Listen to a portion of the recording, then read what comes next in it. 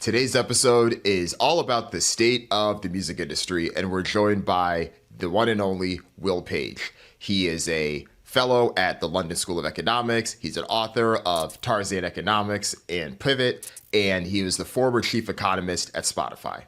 Will's second time on the podcast now. The first time we talked all about the future of streaming and where things are going in music, and we picked that conversation back up. We talked about a bunch of trends, including the glocalisation of music, which is from a new report that Will had recently put out. We also talked about why he values the music industry to be close to a $40 billion industry, which is much higher than a lot of the reports about recorded music itself. And we also talk about a bunch of the topics that are happening right now, whether it's AI, how streaming should be priced, the dynamic between record labels and streaming services, live music, and a whole lot more. Love this conversation. Will always brings it with these conversations, so I hope you enjoyed as much as I did. Here's our chat.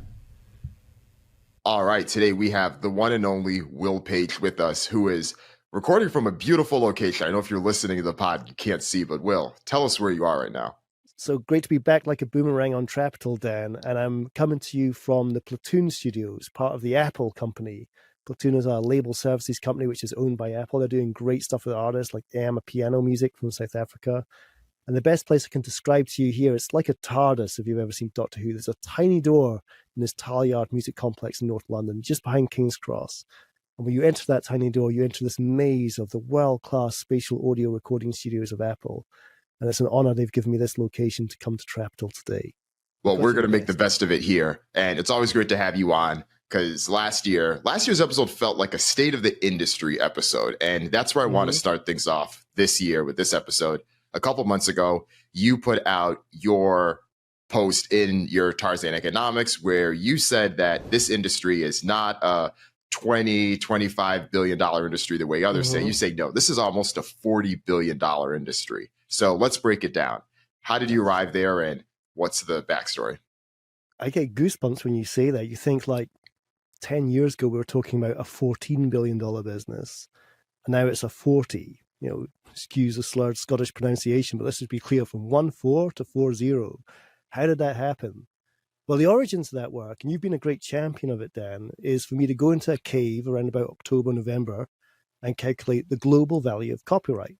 And copyright is not just what the record labels publish, that famous IFPI GMR report that everyone refers to, but it's what collecting societies like ASCAP and BMI collect. It's what publishers generate through direct licensing. You have to add A plus B plus C, labels plus collecting societies plus publishers together.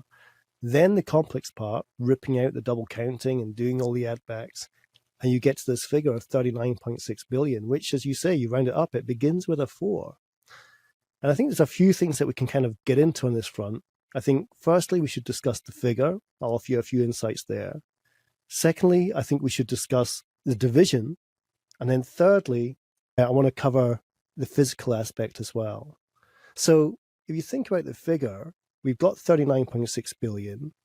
We know it's growing. I think what's going to be interesting when I go back into that cave later this year to redo that number, it's going to be a lot bigger, Dan. I'll say it here on Trapital first. I think a $40 billion business in 2021 is going to be closer to a $45 billion business in 2022. And one of the reasons why is not labels and streaming. It's a combination of publishers are reporting record collections. Essentially, they're playing catch up with labels, booking deals that perhaps labels booked a year earlier. And collecting societies are going to get back to normal after all the damage of the pandemic. And when you drive those factors in, we have a much bigger business than we had before. So for the people listening to your podcast who are investing in copyright, this party's got a way to run. Don't jump off the train yet because this thing is growing. And the piece I want to talk about there is the publishing side of this. If you look at the breakdown of the numbers you have, the publishing is publishing plus is nearly $13 billion itself. The major record labels own most of the largest publishers right now. Why isn't this number just automatically included? Wouldn't it be in everyone's advantage to include the fact that, yes, Universal Music Group and Universal Music Publishing Group are together part of the entity that make this, whether it's them, it's Warner Chappell, it's others. Why isn't this just the top line number that's shared in all of the other reports? It would be nice if it was. And indeed, I think the publishing industry around about 2001 used to do this. They haven't done it since. But it's like spaghetti. It's the best way I can describe it. I mean, how do you measure publisher income? Is it gross receipts by the publisher? Is it the publisher plus the collecting society? That is money that went straight to the songwriter and didn't touch the publisher. Is it what the publisher holds on to, what we call in the industry a net publisher shares? All these weird ways of measuring this industry that we have to be clear on. And it's not easy. But I think what we do in the report is we try and make it bite-sized. We try and make it digestible to work out how much of that publisher's business came through CMOs, the ASCAPs, the BMIs, the SAZACs, over here, PRS for music, and how much do they bring in directly. And that allows you to understand a couple of things. Firstly, how do they compare vis-a-vis the labels in terms of their overall income? And secondly, how do they compare when they go out to market directly, let's say putting a sync in a TV commercial or a movie, versus generating money through collective licensing, that is radio or TV via ASCAP or BMI. So you get an interpretation of how these publishers are making those numbers work as well. That makes sense. And then when we're able to break it down, we see a few numbers that roll up into it. So from a high level, at least what you shared from 2021, we have that 25.8 billion number from the recorded side. So that does fall in line with what we see from what the IFPIs and others share.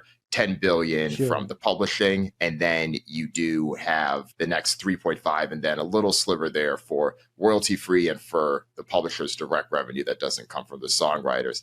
The next piece, though, within the elements of how all of the revenue flows into that, we've talked a lot about streaming, and we'll get into streaming in a little bit, but I want to talk about the physical side because that was the second piece that you mentioned. We've all talked about vinyl, but it's not just vinyl. So could you talk a bit about where the trends are right now with physical sales and why this is such a huge factor for this number?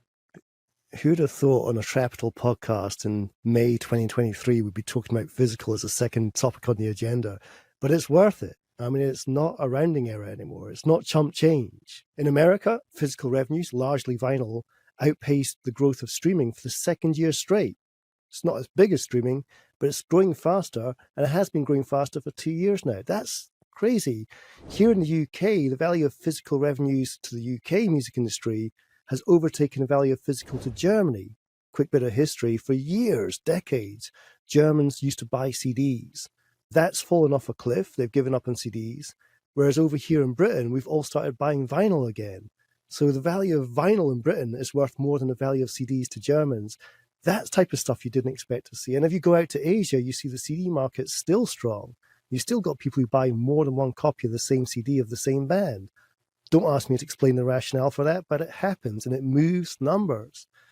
But after all this, when the dust settles, I mean, a couple of observations. All the data to me is suggesting that 55-60% of vinyl buyers don't actually own a record player.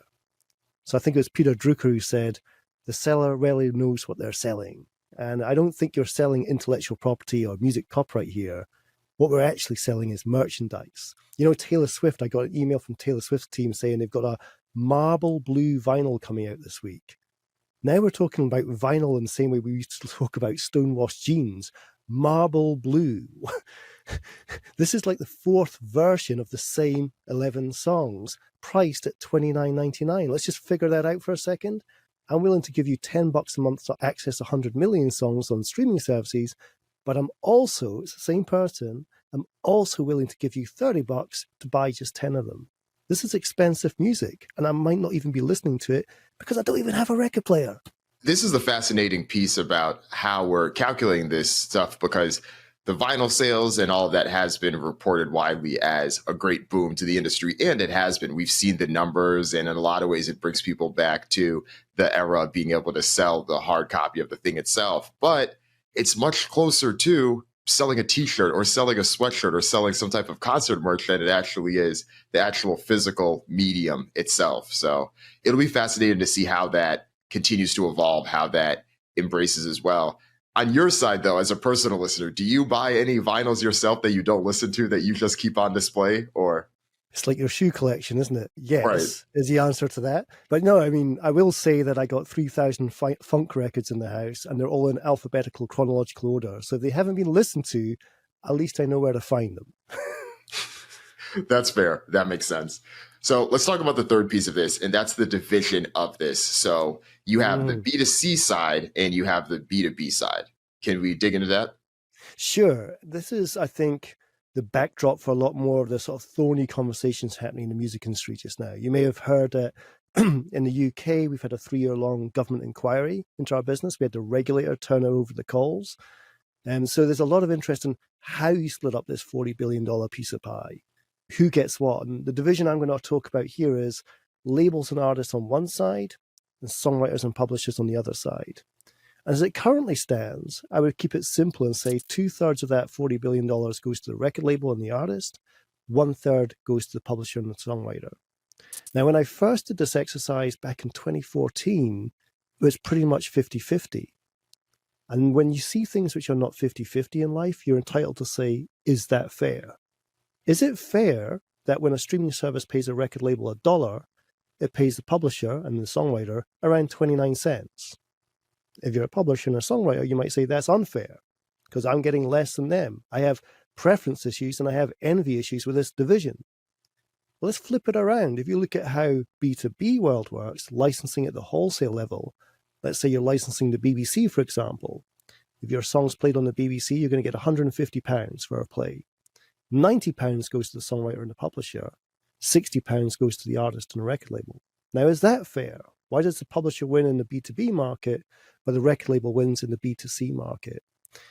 And the lesson I want to give your listeners is one from economics. It's rarely taught at university these days, but back in 1938, 1939, in a small Polish town called Lwów, now part of the Ukraine, ironically, 3 Polish mathematicians sat in a place called the Scottish Cafe, ironic for me, and invented a concept called fair division. And the question they posed was, let's imagine there's a cake and there's 2 people looking at that cake getting hungry. There's Dan Runcie over in the Bay Area and there's Will Page back in Edinburgh. What's the best way to divide that cake up? And the conclusion they came up with is you give Will Page the knife. Aha, I've got the power to cut the cake. But you give Dan Runcie the right to choose which half. Damn, I've got to make that cut really even, otherwise Dan's going to pick the bigger half and I'll lose out.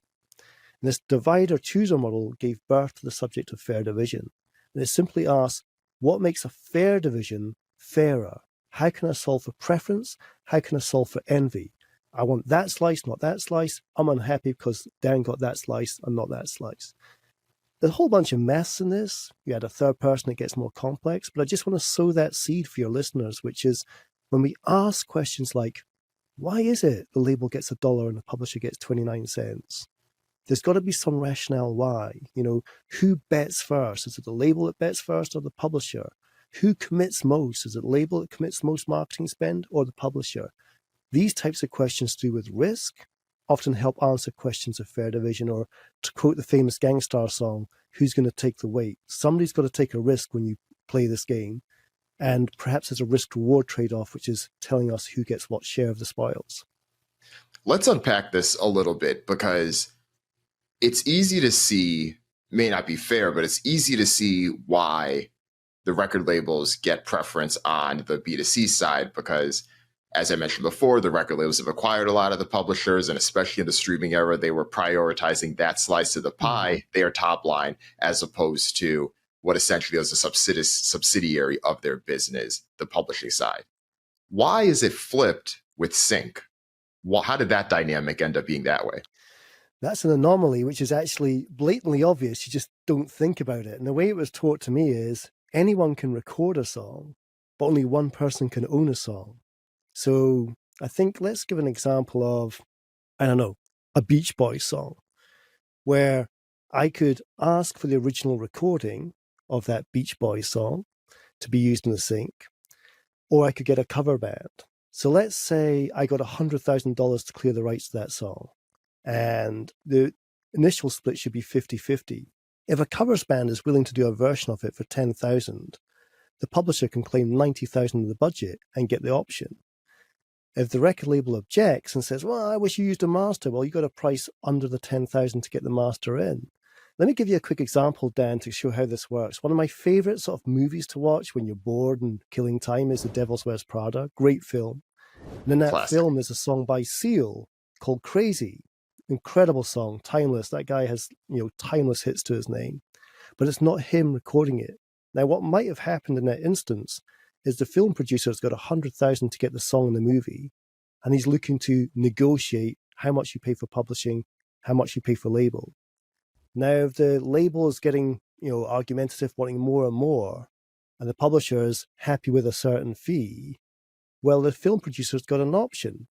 Pay the publisher of the 100,000, pay him 90,000, give him the lion's share of the deal, and then just turn to the label and say, screw you, I'm going to get a covers band to knock me out a decent version of it.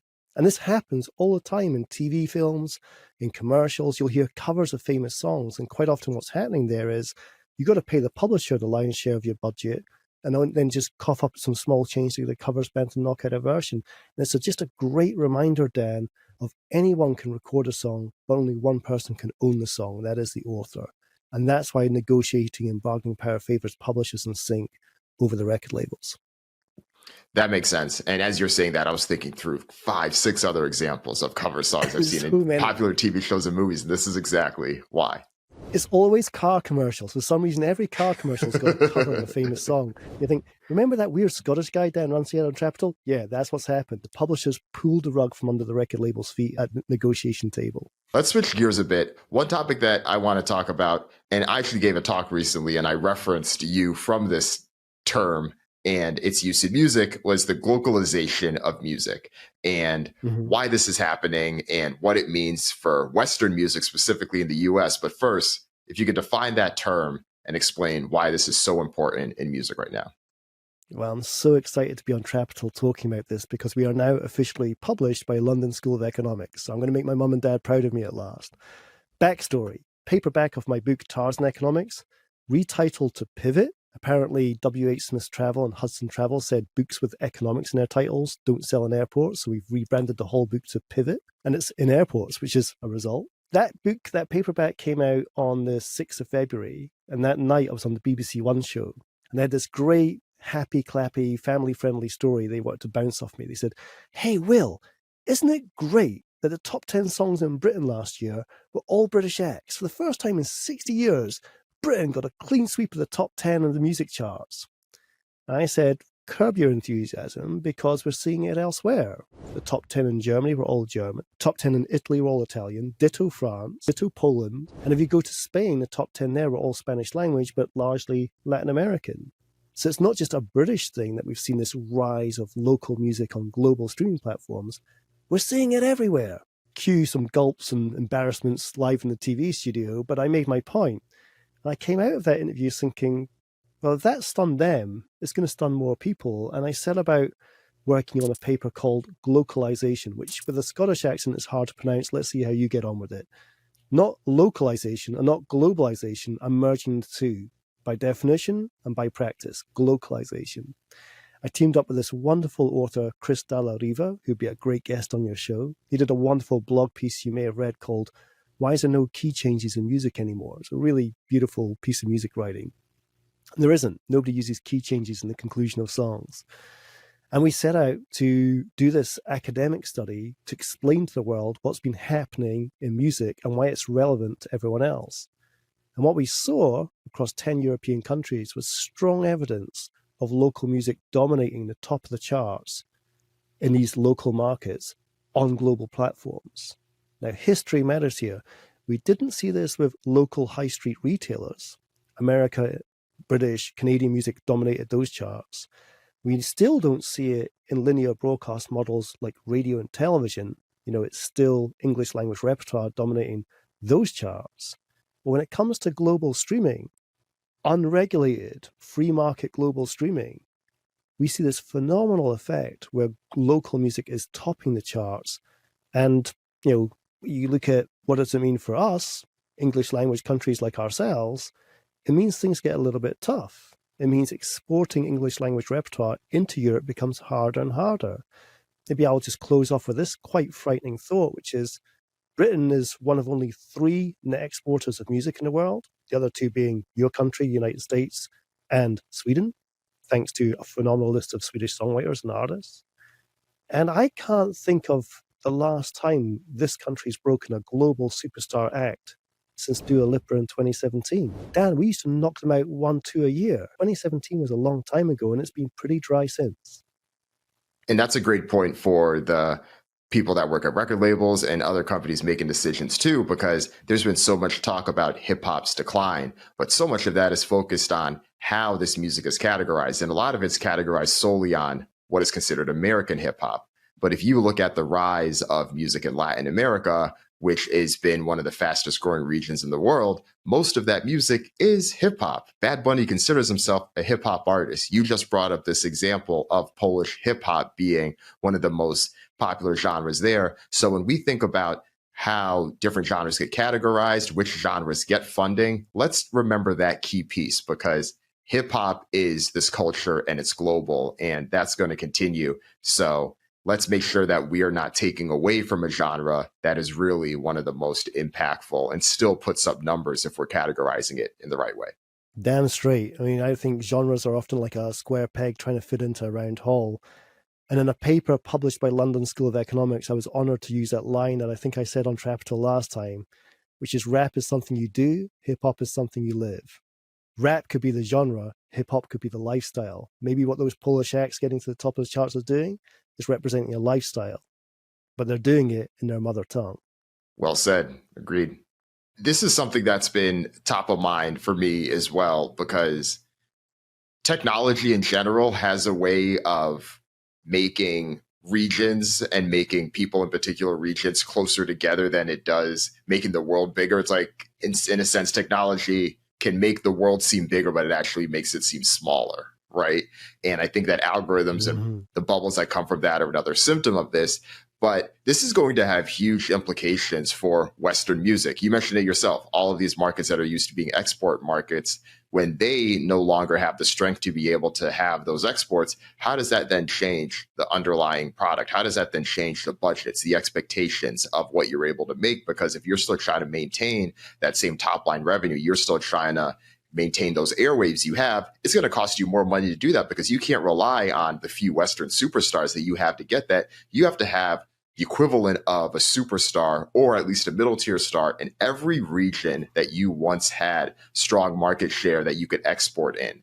And it's going to change cost structures. It's going to change focus. And a lot of these expansions that we've seen of record labels, especially Western record labels, having strong footprints in different regions across the world, they're not just going to need to have presence, they're going to need to have strong results, and in many ways try to rival the own companies that are in those regions, the homegrown record labels, because every country is trying to do their own version of this, and it's going to be tight.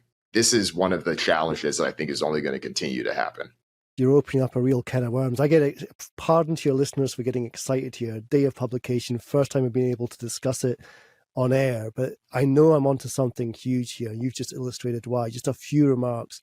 One, some of the quotes that we have in the paper were just phenomenal. We have Apple included in the paper. We have Amazon. Steve Boom, the head of media for Amazon, in charge of not just music, but Twitch, audio books, the whole thing. He's looking at all these media verticals. He makes this point where he says, as the world becomes more globalized, we become more tribal. Stop right there. Has he just nailed it?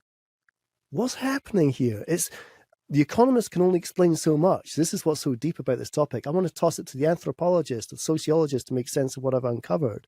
But it's massive.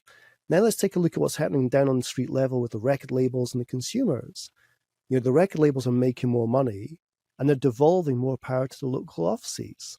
You know, the head count in the major labels' local offices in Germany, France, and Vietnam, or wherever, is doubled in the past 5 years. It hasn't doubled in the global headquarters. That's telling you something. If you look at how labels do their global priority list, maybe every month, here's 10 songs we want you to prioritize globally. So I had a look at how this is done. And across the year, I saw maybe 8, 10, 12 artists in total. And there's 120 songs, but there's not that many artists. You think about how many local artists are coming out the gate every week, hitting their local labels, their local streaming staff up with ideas, with showcases and so on. Not a lot of global priority. Then you flip it and you think about the consumer.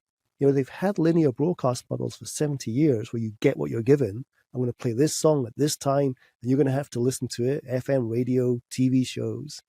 Now they're empowered with choice, and they don't want that anymore. They want what's familiar.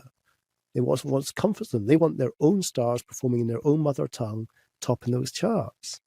So this has got way to go. Now, a couple of flips on this. Firstly, what does this mean for artists? And then I'm going to take it out of media. But let's deal with artists. Let's imagine a huge festival in Germany, 80,000 people. That festival can now sell out with just German acts. No problem at all. So when the big American acts or British acts command like $1 million a headlining fee, you want to go play that festival, that promoter can turn around and say, sorry, man, I can't generate any more money by having you on my bill. How much are you going to pay me to get on stage? Price maker, price taker. You see what happens?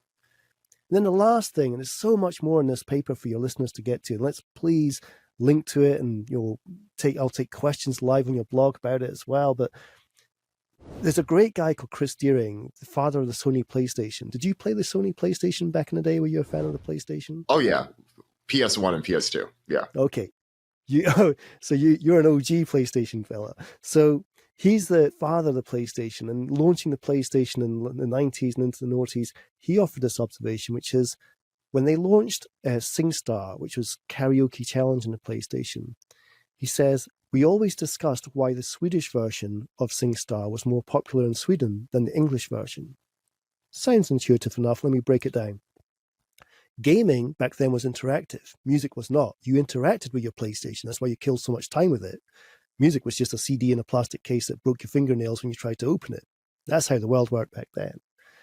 And gaming offered you choice. I could try and do karaoke with those huge global English language hits, or I could go further down the chart and buy the Swedish version and sing along to less well-known Swedish hits.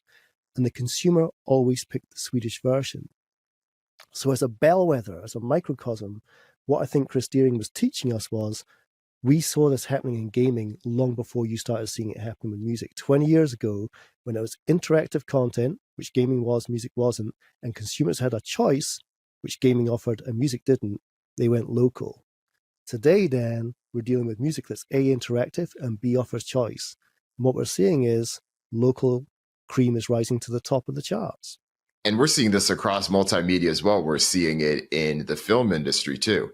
Even as recent as 5-10 years ago, you release any of the blockbuster movies that were successful in the US, almost all of them had some overseas footprint. Some of them definitely vary based on the genre, but they were always there. But now China specifically had been such a huge market for the Hollywood and box office specifically, but now they're starting to release more of their own high-end movies, and those are attracting much more audiences than our export content can. 1, 2, the Chinese government in general is just being very selective about what they allow and what they don't allow. And then 3, with that, that's really only leaving certain Fast and Furious movies and Avatar. That's it. The Marvel movies are hit and miss depending on what they allow, what they don't allow.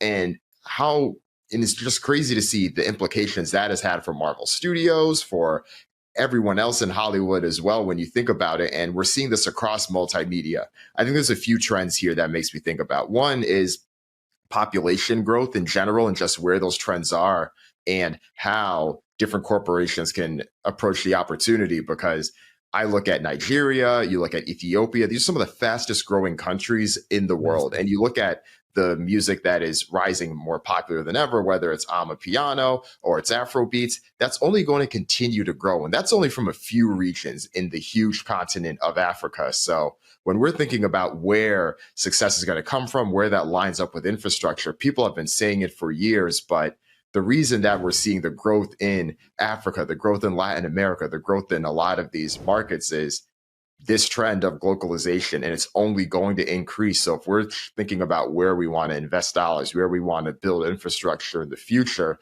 we not just being folks that live in the Western world, but also elsewhere in the world, this is where things are heading. Let me come in down the middle and then throw it out to the side. So Ralph Simon, a longtime mentor of mine, is quoted in the paper, and where he's actually going to moderate the address here at the MAD Festival here in London, which is for the marketing and advertising community here, where he says, what you've uncovered here that headwind of glocalization is going to affect the world of marketing and advertising this time next year. That's what will be the buzzword in their head. So if you think about, I don't know, a drinks company like Diageo, maybe they've got a globalized strategy and a globalized marketing budget. When they start seeing that you got to go fishing where the fish are and the fish are localized, they're going to devolve that budget and devolve that autonomy down to the local offices. So the wheels of glocalization, this rise of local over global, they've only just got started. If I've called it right, we're onto something way bigger than a 20-minute read LSE discussion paper. This goes deep, deep and far beyond economics. But then you mentioned as well China. I mean, just one offshoot observation there, which is to look at education. If you look at the UK university system, about a third, if not more of it, is subsidized by the Chinese government and Chinese students here. Great for business, slightly dubious in its business practices, charging one student more than another student for the same product, but that's what we do over here. And I've recently been made a fellow of Edinburgh University's Futures Institute, which is an honor to me, gets me back home more often, fine. And I was learning from them that the quality of students coming from China to study here in Britain and across Europe is getting worse and worse. Why? Because the best students have got the best universities in China and they no longer need to travel. So there's a classic export-import dilemma of, for the past 10, 15 years, universities have built a complete treasury coffer base of cash around selling higher education to the Chinese. And now the tables are turning. I don't need to send my students to your universities anymore. I'll educate them here, thank you very much. So, like I say, this stuff is a microcosm. It's got a can of worms that can open in many different directions. And is going to touch every industry that we know of to some extent, especially as every industry tries to be global to some extent. This is going to be a big topic moving forward. Let's shift gears a bit.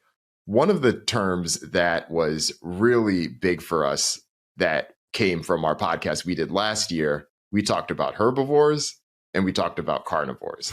And we talked about them in relation to streaming. We haven't touched on streaming yet, and this will be our opportunity to dig down into it. But for the listeners, can we revisit where that came from, what that means, and also where this is heading? What does this mean for music streaming right now as it relates to the services and competition? Well, when I first came on Trapital, that was in the small Spanish village of Callosa de Enseria. And I didn't think I would come up with an expression that would go viral from a small village in Spain to be quoted from in Canada, in America. And Dan, this is quite hilarious. We have a new Secretary of State of Culture here in the UK, the Right Honourable MP Lucy Fraser, KG. Smart as a whip, brilliant. And when I first met her, you know what the first thing she said was? I listened to you on Trapital. I wanted to ask you about this thing you've got going called herbivores and carnivores. So right the way through to the corridors of power, this expression seems to have travelled. What were we talking about? Well, the way I framed it was, for 20 years, we've had these streaming services which essentially grow without damaging anyone else. Amazon is up, bigger subscriber numbers. Apple's got bigger subscriber numbers. YouTube announces bigger subscriber numbers. And then Spotify announces bigger subscriber numbers. Everyone's growing each other's gardens. That's fine. That's herbivores. What happens when you reach that saturation point where there's no more room to grow? The only way I can grow my business is stealing some of yours. That's carnivores. And the greatest example is simply telcos. We're all familiar with telcos. We all pay our broadband bills. How do telcos compete? Everybody in your town's got a broadband account. So the only way you can compete is by stealing someone else's business. The only way here in Britain Virgin Media can compete is by stealing some of Sky's. The only way that AT&T competes is by stealing some of Comcast. So that's carnivore competition. Now, the key point for Trapital listeners is we don't know what this chapter is going to read like because we've never had carnivorous, pronounce that word correctly, carnivorous behavior before. We've never seen a headline that said Spotify's down 2 million subs and Apple's up 2 million, or Amazon's up 3 million and YouTube is down 3 million. We don't know what that looks like. So I think it's important for Trapital to start thinking about logical, plausible scenarios. I'll kick one obvious one, which is, again, a lesson from the telcos. When we do become carnivores, do we compete on price or do we compete on features? Let me wheel this back a second. We'll get into pricing in more depth later, but downward competition on price tends to be how carnivores compete. And that would be a fascinating development, given that we've not seen much change in price in 22 years and counting. Or, as we saw with Apple, they roll out spatial audio, they charge more for it. They've got a new feature and they charge more for that feature. So do we see downward competition, blood on the carpet, price competition, or do we see upward competition based on features? I don't know which one it's going to be. It's not for me to call it. I don't work for any of these companies. I've worked with these companies, but I don't work for any of them directly. But we have to start discussing these scenarios. How's this chapter going to read when we start learning of net churn amongst the four horsemen streaming services that's out there? It's going to be a fascinating twist. And I'm beginning to see signs of carnivorous behavior happening right now, to be honest with you. I can see switchers happening across the four. So I think we're getting there in the US and the UK. What are those signs you see? I'm just seeing that in terms of subscriber growth, it's a lot bumpier than before. Before, it was just a clear trajectory. The intelligence I was getting was everyone's up, no one needs to bother. Now, I sound the siren. I'm beginning to see, turbulence in that subscriber growth. Someone could be down 1 month, up the next month. Maybe that's just a little bit of churn, the ending of a trial period. You don't know. But now, for me, the smoke signals are some of those services are seeing their growth stutter. Others are growing, which means we could start having some switching. I can add to that as well. Cross usage is key here. I really hammered this home during my 10 years at Spotify, which is to start plotting grids saying who's using your service, this person, that person, the next person. Now ask what other services are they using? And some data from America suggests that 1 in 4 people using Apple Music are also using Spotify, and 1 in 4 people using Spotify are also using Apple Music. Cross-usage confirmed. So if that was true, what do you make of that? With a public spending squeeze, with inflation, with people becoming more cost-conscious in the economy, with less disposable income, maybe they want to wheel back from that and use just 1, not 2. And that's where we could start seeing some net churn effects taking place as well. So, imagine a cross-usage grid in whatever business you're working on for your Trapital listeners and ask that question. I know who's using my stuff. What else are they using? And that's a really, really important question to ask to work out how this carnivore scenario is going to play out, how we're going to write this chapter. This is interesting because it reminds me of the comparisons that people often make to video streaming and some of the dynamics there where prices have increased over the years. I know we've talked about it before. 10, 12 years ago, Netflix was cheaper than Spotify was from a monthly US price subscription. And now it's right. And now it's nearly twice the price of the current price point that it is. The difference, though, when we're talking about when you're in that carnivore market, what do you compete on, features or price? Video streaming, you can compete on features essentially because the content is differentiated. If you want to watch Wednesday, that Netflix series, there's only one platform that you can watch it on. You need to have that Netflix subscription.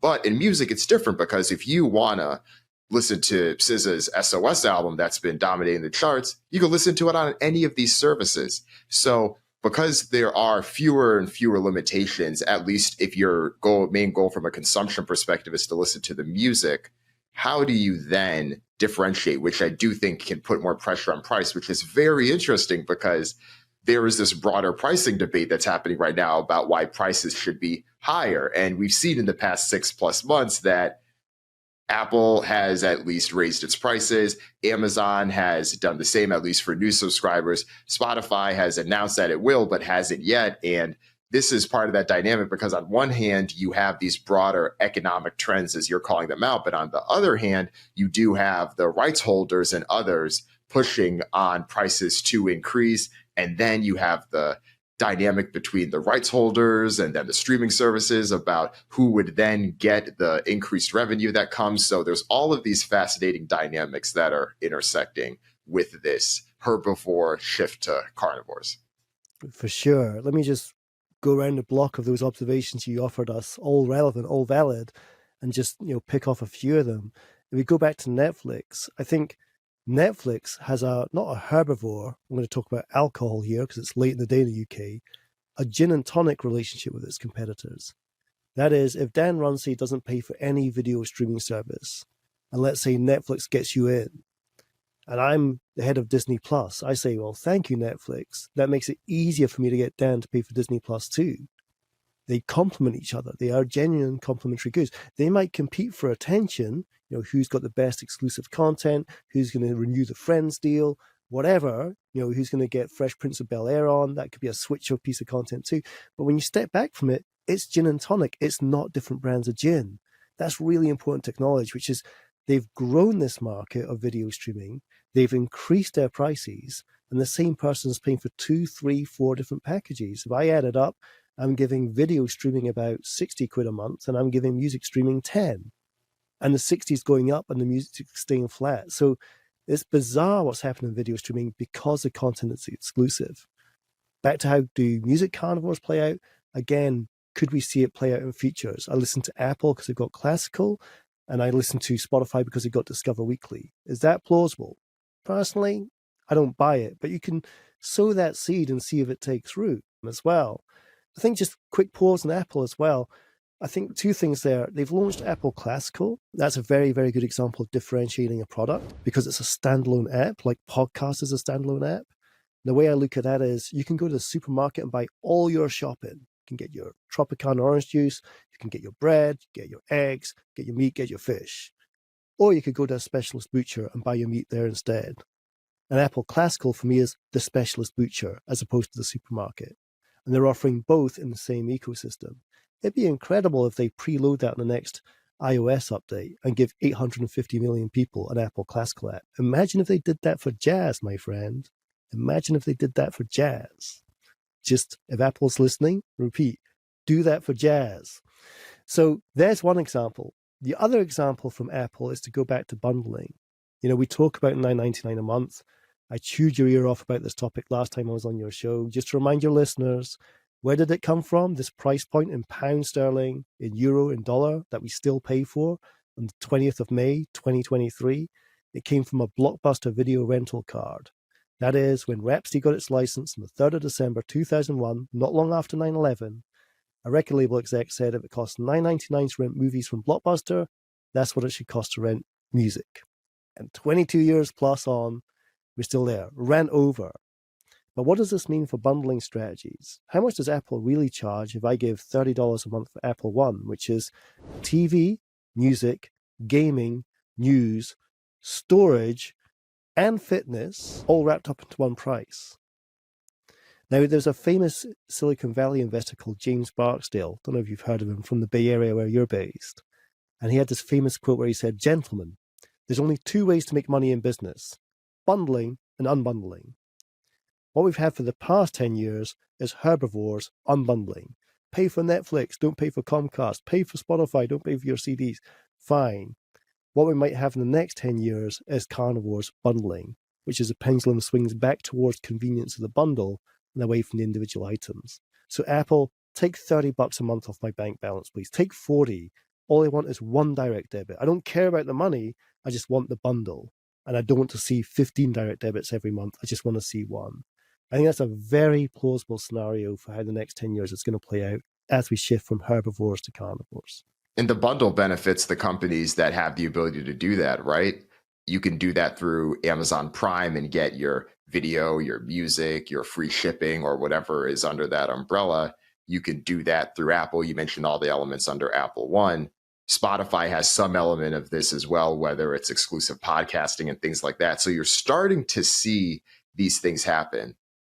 One thing that you mentioned, though, earlier, you were talking about going through the supermarket and all of the items that you could get there versus going to the specialty butcher. One of the unique aspects of the supermarket thing, though, is that you go into the supermarket, yes, you can get your high-end Tropicana, or you can get the generic store brand, but you're going to pay more for that high-end Tropicana because you're paying for the brand, you're paying for everything else. That isn't going to necessarily be the same as the generic one that may not necessarily be the same quality or the same taste.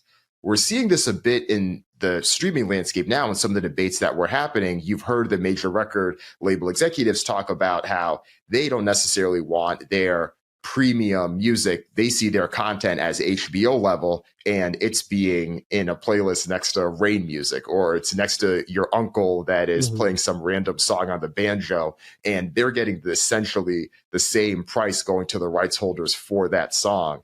And in the supermarket, that's obviously very different. Each item has its own differentiator there, or each item has its own price point there and its own cost, but that isn't necessarily the same thing in music. Of course, the cost of each of those tracks may be different, but the revenue isn't.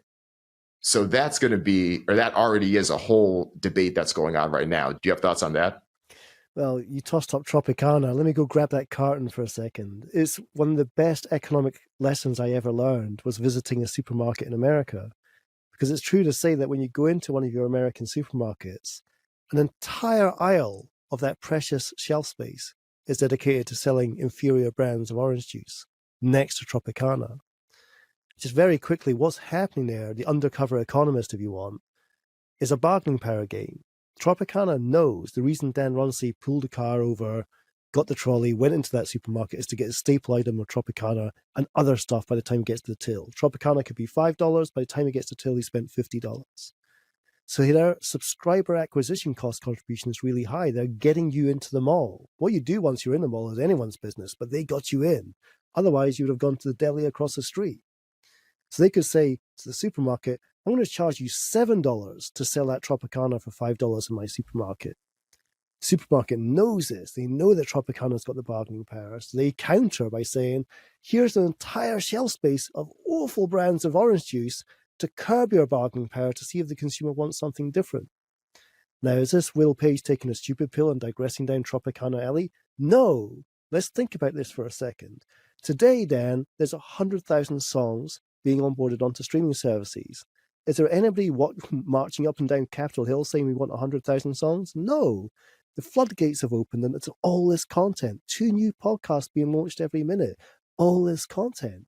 All of these alternative brands to Tropicana. But you just wanted one.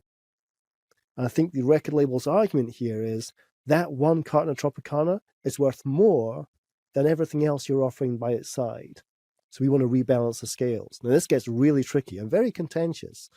But what is interesting, if you want to take a cool head on this topic, is to learn from the collecting societies, which is not the sexiest thing to say on a Trapital podcast, but it's to look at your ASCAPs and your BMIs and understand how they distribute the value of money for music. Since their foundation in the 1930s, ASCAP has never, ever treated music to have the same value. They have rules, qualifications, distribution allocation practices which change the value of music. And they don't have data scientists then, and to be honest, I don't think they have data scientists now, but they always have treated the value of music differently. When they were founded, they had a classical music distribution pot and a distribution pot for music that wasn't classical music. Ironically, their board was full of classical composers, and I think that's called embezzlement, but we'll leave that to the side. What we have here is a story of recognizing music as different value in the world of collecting societies. I call that Jurassic Park. But in the world of music streaming, with all those software developers and engineers and data scientists, 22 years of $9.99 money coming in, and the pro rata model, which means every song is worth the same for money going out. And that's your tension. That's your tension. How do you get off that tension is anyone's business. We've got some ideas we can discuss. User-centric is one. Artist-centric is another. I've got a few ideas of my own, but I want your audience to appreciate, in straight no chaser language, we call it, that's the undercurrent of what's going on here. How do you introduce capitalism to communism? You mentioned there's artist-centric, user-centric, but you mentioned some ideas you had of your own. What are those ideas? Can I bounce it off you as my intellectual punch bag for a quick second? Yes. I've worked them all. I've worked on the artist-centric model. I've worked on artist growth models. That's up on YouTube. I worked on user-centric. But I'm worried that these models, these propositions could collapse the royalty systems that these streaming services work under. The introduction of user-centric or artist-centric could become so complex, so burdensome, the royalty systems could break down. That's a genuine concern I have. It's not one you discuss when you talk about your aspirations and the land of milk and honey of a new streaming model that you envisage. But back in the engine room, when you see how royalties are allocated and calculated and distributed out to rights holders, I mean, they're under stress anyway. Any more stress could snap it. So I come at this model, my proposition, from the one that's least likely to break the system. I'm not saying it's the best model, what's the least likely to have adverse impact on the system. And it came from my DCMS Select Committee performance in the UK Parliament, which your listeners can watch. We can give the link out, which is I said to the committee, in terms of how you could change the model, what about thinking about duration? Let's wheel back. Since the 1980s, when BBC Radio plays, let's say, Bohemian Rhapsody, it will pay for that song twice what it would pay for You're My Best Friend. Members of Queen wrote both songs, both released within 3-4 years of each other, but one lasts twice as long as another. So duration is not new. We factor in duration a lot in our music industry. We just never thought about it. If you look at Mexico, the Mexican collecting society, which is so corrupt, it's inside an army barracks. If you look there, they have sliding scales duration. They factor in time, but they say the second minute is worth less than the first. But I'm giving you more for more time, just at a decreasing scale. Germany, they have ranges. In your country, America, the Mechanical Licensing Collective, the MLC in Nashville, they have overtime. Songs that last more than 6 minutes get a 1.2 multiplier. So I've been thinking about how could you introduce duration to this business? And the idea I've come up with is not to measure time. That'd be too complex, too burdensome. Every single song, measuring every second of consumption. How do you audit that if you're an artist manager? But I want to measure completion, Dan. I think this is the answer. I want songs that are completed in full to receive a bonus, and songs that are skipped before they end to receive a penalty. Not a huge bonus, not a huge penalty, but a tweak, a nudge that says, I value your attention, I value great songs, and if you listen to these great songs and it captures my entire attention, you deserve something more. But if I skipped out after the first chorus, you deserve something less.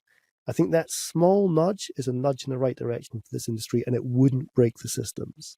So there it is. Tell me now, have I taken a stupid pill? What I like about it, and I've heard other people in the industry mention this too, you're able to get something closer to what we do see in video streaming. I forget which app it is specifically, but their threshold is 75%. So they acknowledge that, yes, if you don't want to watch the credits, you don't want to listen to the closeout, that's fine. But if we at least get you for 75%, then we are going to count that. And then that then can get used internally. That can then get used in different areas. But I think it provides everyone better data and analysis, much better data to be able to break down than whether or not you listen to the first 30 seconds. That's such a low threshold, but that's essentially where we are today. I think the biggest thing, regardless of what path is chosen, because as you and I both know, there's trade-offs to everyone. So instead of going through all the negative parts about it, I think it's probably more helpful to talk about it collectively. You accept the fact that there are trade-offs. You accept the fact that people are going to try to game the system regardless of how you go about it. Because we have seen duration work elsewhere and it does get at that particular thing that we're trying to get at, there is help there. And you mentioned other things such as, yes, if you're listening to Bohemian Rhapsody, which I think is at least 7 minutes and 15 seconds, most likely longer, versus 2-minute song that is clearly idealized for the streaming era, there still should be maybe some slight difference there, because listening to 1 minute and 30 seconds is very different than listening to 5 minutes and 45 seconds to be able to hit that 75% threshold. So between that, and then I've heard other topics such as which artists you start your session with should have some type of multiplier on there, and as opposed to someone that gets algorithmically recommended to you, to be able to put some more onus on the on-demand nature of music streaming. The tough thing is that these things do get tough in general. Anytime there's any type of multiplier or factor in there, it still is a zero-sum pot that we're taking the money out of. So accepting the trade-offs, I like the direction. I think that there's a few ways to go about it. That could make it more interesting. But in general, I do think that any of the proposed options I've seen at least allow a bit more of a true economic reflection of where the reality is as opposed to where things are today. And I understand where things are today. It's easy to report, it's easy to collect on and pay people out, relatively speaking. But like anything, there's trade-offs. Yeah, it's really easy today. Even drummers can work out their royalties. And no offense to drummers, but that's telling you something. But 2 points on my duration proposal. Firstly, you mentioned the word threshold there. That's crucial because we already have thresholds in music. Every streaming service has to measure 30 seconds of uninterrupted play in order for a royalty to be crystallized.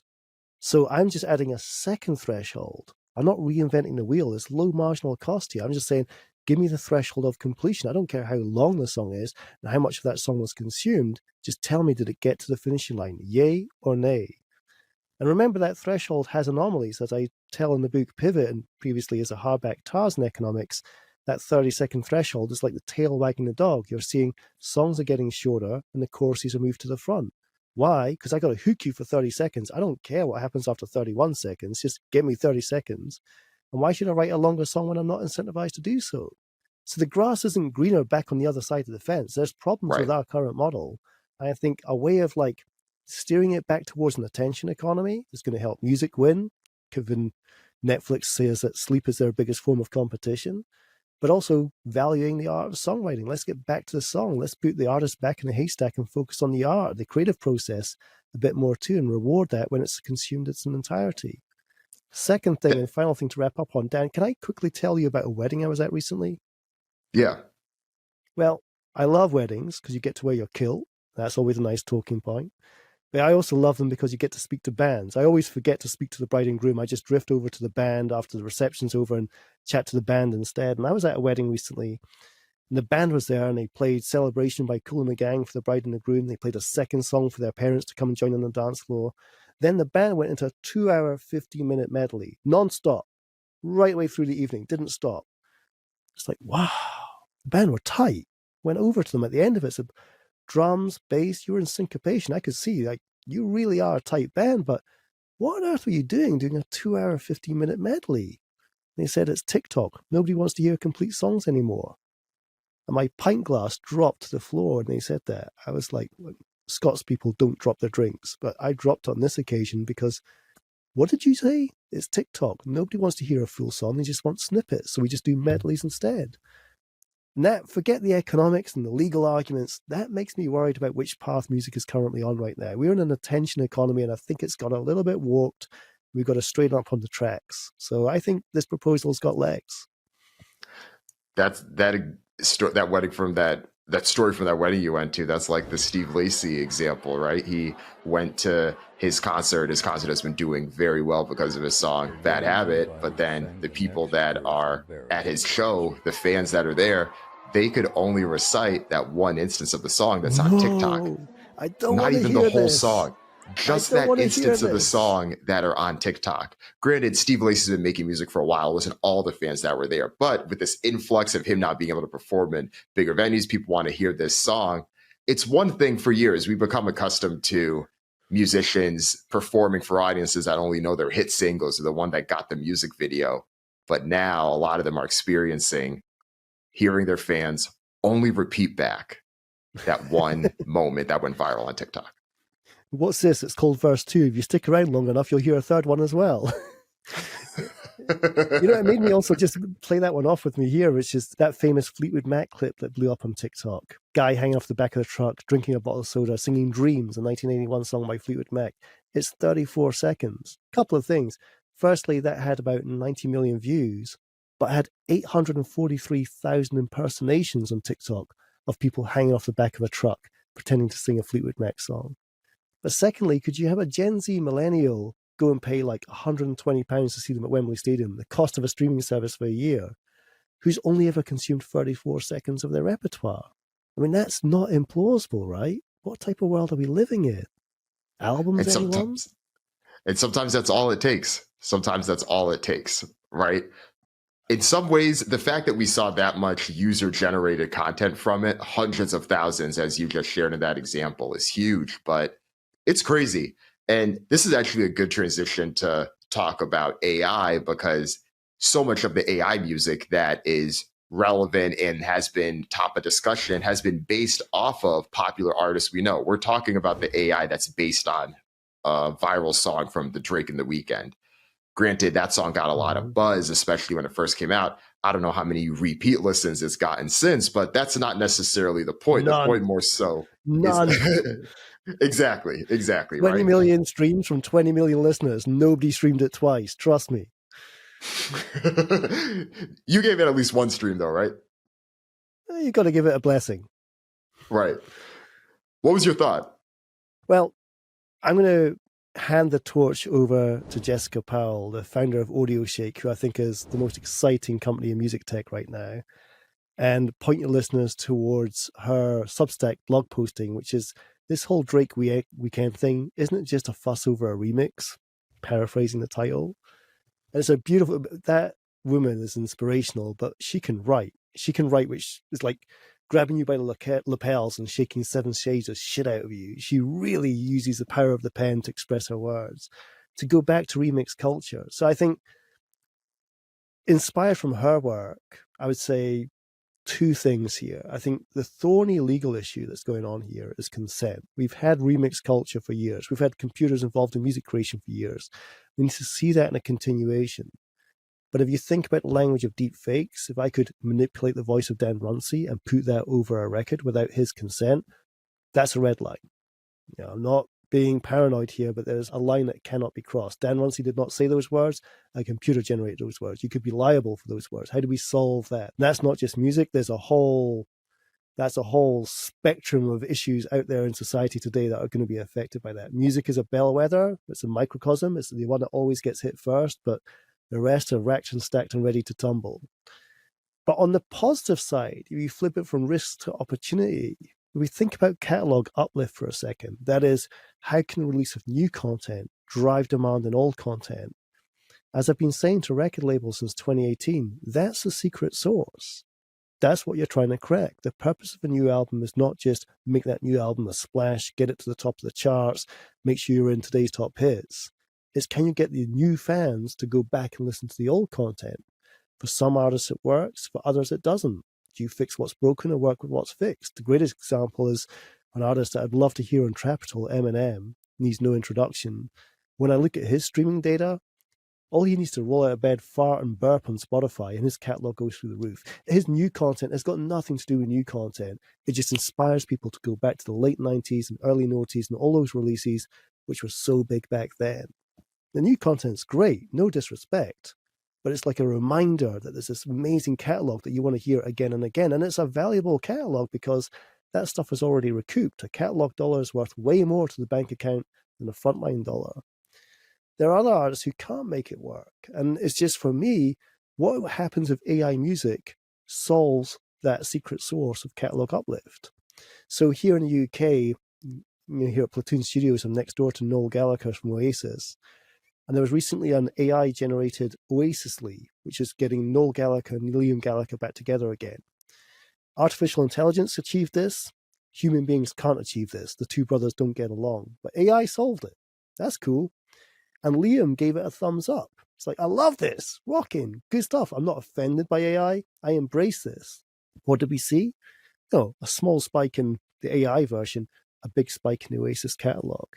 So for all the fear and paranoia on this topic, once we realize that it can regenerate interest in catalog, I think you'll see the tables turn, the sentiment change in a New York millisecond. Literally, it'll be like, I can make bucks out of this. This is a force for good, not a force for bad. I would hope that that's what people take away from this whole narrative, is that if you are the owners of the back catalog of Drake and The Weeknd, you probably saw some type of noticeable bump, because even if people don't want to hear that song, they're still going to go back and stream Worse Behavior, which in my opinion is one of Drake's best songs, because they want to hear that time and time again. And I think too, I'm glad you brought up Jessica and Audio Shake. I'm a small investor in the company. And one of the things that I think she did well in that piece and others she's done is just laying the table stakes for where we are, because even if the song itself isn't that good, I don't think we're at the point yet. We may get there eventually with AI, but I don't think we're at the point yet where people will listen to this music as a replacement. But if it can remind you of what's already there, that's what's valuable. If you let fans experiment and get them to play around with the tools that are available and upload their music, as long as it can fit within certain parameters and isn't violating anything or trying to impersonate the artist itself, you can let them freely create in a way that even 10, 12 years ago, there are all these questions about people putting their songs, putting an artist's song on YouTube as user-generated content in a video. And over time, YouTube was able to figure out how to get tagging properly so that artists could still be compensated Technology solves the problem. Exactly. So that is possible. And I do think that eventually we can hopefully get to that point. And I'm glad you mentioned Eminem. Two stats that always blow my mind. I'm sure you probably saw this one, but his 2005 Greatest Hits album was the sixth best selling album or the sixth best selling hip hop album. I forget the exact stat, but it was one of the best selling albums in the UK last year. And Lose Yourself is the most streamed song on Spotify from the 2000s. So when we talk about longevity and we talk about him, I mean, people already knew him as the best selling artist of the 2000s. But when we see those numbers and you see these catalog sales and all of that, if he ever made a decision, I don't know what his ownership structure, what share he has looks like, but if he ever had a decision, the amount of people that go back to his music to work out and everything else, it's one of the most valuable catalogs of music. And he owns it all, right? The rights are reverted back to him, so he's got 100% ownership on that. Oh, wow. I didn't know that. Wow. So, but the bigger point, and I know that the Trapital has a huge audience. It's an honor to address them here and now. And it's a broad church. I mean, the Secretary of State for Media and Culture in the UK Parliament is a big listener, obviously. So I want to land that point, which is don't hand this off to the lawyers to solve, because they're going to be too risk averse and they can't see the wood from the trees. There's a huge opportunity here. And those sane, balanced voices like Jessica Powell from Audio Shake, I want them to be rise up so we can counter the risk aversion from the lawyers. Lawyers will do what they do best. But I describe in any workplace, there's two types of people. There's the yo squads and there's the no squads. And lawyers more often than not are no squads. They think of reasons why you can't do something. So I just want to make sure we balance it with some people from the yo squad so that we don't choke this off before the party can really start. There's so much opportunity. And let me remind your listeners as well, Jimi Hendrix, the greatest export from America to Britain of all time, he came here in 1966, I believe, maybe 65, 66. And the label that first did a deal with him, the label owner, who I won't name, but I've seen the picture, had a plaque above his office. So this is 1966, okay? And the plaque said, the day that we can get computers to replace drummers is when we can have a proper music industry. And just keep in mind historical context. Music's a ride, and we're on this trip forever. We're not getting off anytime soon. This is just part of that ride. And that's what I loved about Jessica's essay. It's just a reminder that we're just on a ride here, and AI is just the next stop on the train line. There's more stops to come. Agreed. Music is always going to be there. It's like water, right? We have to understand where the technology is heading, but that's where it is. Well, Will, before we close... Along with the typewriter. Exactly. Well, before we close things out, it's great. This podcast, the base of it is the business of music, but you yourself are a DJ and you have this incredible mix that you put out every year. It was an honor to provide one of the drops for it, but tell us a little bit about the mix and what to expect this year. I'm so excited to launch this mix. It's going out on Friday. Friday is an important day on the calendar. It's going to be 50 years since Carole King performed in Central Park to 100,000 people for free. 50 years since the release of her album Fantasy. And this year's mix is called 2023 Believe in Humanity. And that word, believe, that expression, believe in humanity, is the name of one of the songs on that Carole King album. Now just wheel back for a second. You say Carole King, most people think of Tapestry, a Willie jumper, and a cat. And You Need a Friend with James Taylor. Get it. I mean, that song got me through my third year at university. But if you listen to Fantasy, she does funk. And she doesn't just do funk, she does funk better than anyone. If you hear the song Corathon, she's doing deep, dirty, aggressive funk. Me and you, our music tastes are similar. We don't drink tea without sugar. This is tea with lots of sugar. This is incredible funk music. And she just knocks it out of the park. Like, Touch Me If You Can. Best funk record I've heard is Fantasy by Carole King. So I've named the mix 2023 Believe in Humanity after that song. The mix opens with that. But more importantly, Dan, it opens with a speech from Carole King exclusively to me. And that's, for a kid from Edinburgh who's been doing mixtapes out of his bedroom since he was going through puberty, I've now got Carole King opening my mix. Do I need to say more? I got to say more. There's so much more. Nile Rodgers is in the mix. Anderson .Paak is in the mix. Dan Runcie's got a shout out in the mix. And we've got Coy Leray, who I think is the most promising hip-hop artist out there today. We have her, and we've messed around with her track players. We've given it the edge, if you know Dave McCallum's music. We've given it the edge. There's a hint to your listeners. We've got it all. So, I mean, I put so much emotional time and effort into making these mixes happen. They're going out for free. They get your DJ slots, but more importantly, it goes back to what makes me want to work in music, which was a lyric from Mike G and the Jungle Brothers from that famous album Done by the Forces of Nature, where he said, it's about getting the music across, it's about getting the message across, it's about getting it across without crossing over. How can I get art across an audience without diluting its integrity?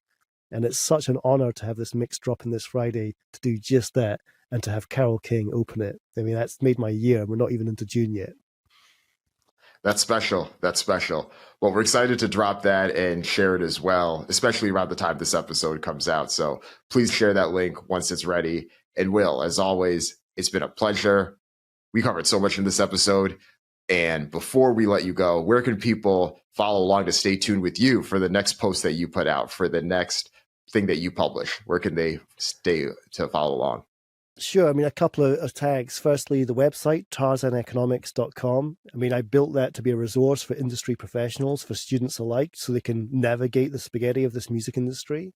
Will it soon be pivot.com, though? Check me there. You got to have a website that does well at airports. I got the doppelganger. Pivotaleconomics.com gets you to the same place. So I nice. to resurrect it for the paperback. Lucky I got that too, just in the nick of time. Very active on LinkedIn. Will Page on LinkedIn. You'll find me there.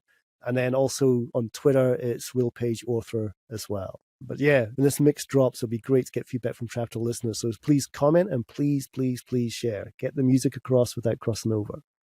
Thank you, Will. It's been a pleasure. Thank you so much, Dan.